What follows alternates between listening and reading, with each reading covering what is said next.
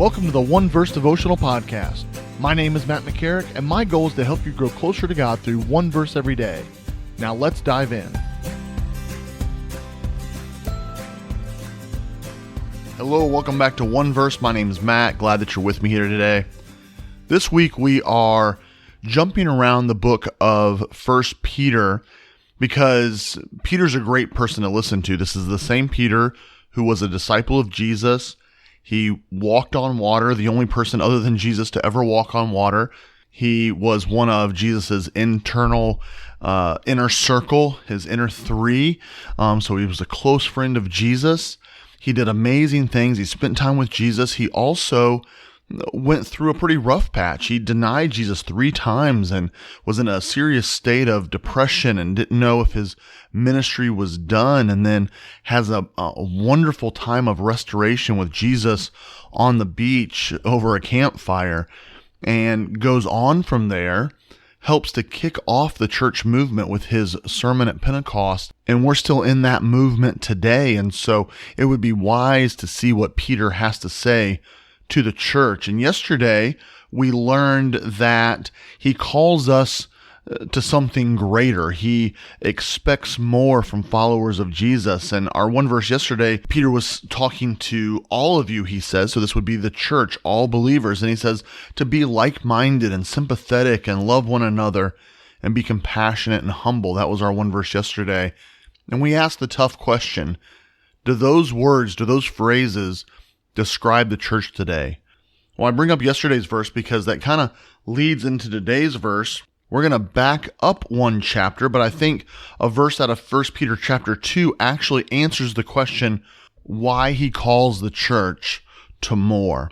It's 1 Peter chapter 2, verse 9, and this really, I think, is a foundational understanding for us as the people of God, for us as followers of Christ, and for us as the church. 1 Peter chapter 2, verse 9 says, "But you are a chosen people, a royal priesthood, a holy nation, God's special possession, that you may declare the praises of him who called you out of darkness into his wonderful light."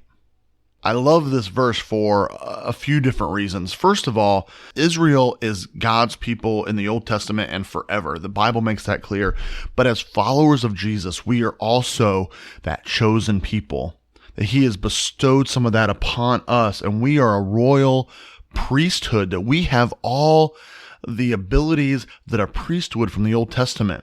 You know, they could only pray to God at certain times. They could only come into the presence of God once a year on Yom Kippur. And that was only the high priest into the Holy of Holies one time a year. And yet I can do that every morning by getting on my knees next to my bed. I can do that in my car while I'm driving to work. We are a royal priesthood, a holy nation. We are God's special possession. And he says that you may declare the praises of him who called you out of darkness into his wonderful light. I love that idea of God's light. And I don't know about you, but I know that I've been called out of darkness. I've seen darkness in my past, and I love that I have the light and the love of Jesus in my life and guiding my life. And so I challenge you to kind of think about today who you are as a Christian, that you are a chosen people in a royal priesthood, that you have access to the Father, and we should not take that for granted. And it's easy because it's so easy to pray, but we have to understand that we can't take that for granted. And then he ends with something beautiful, that he has called us out of darkness and into his wonderful light. I hope you are living in his light, and I hope that you're taking that light and spreading it all around you. That is what a true follower of Jesus is. That is what it means to be a light bearer. Have a great day.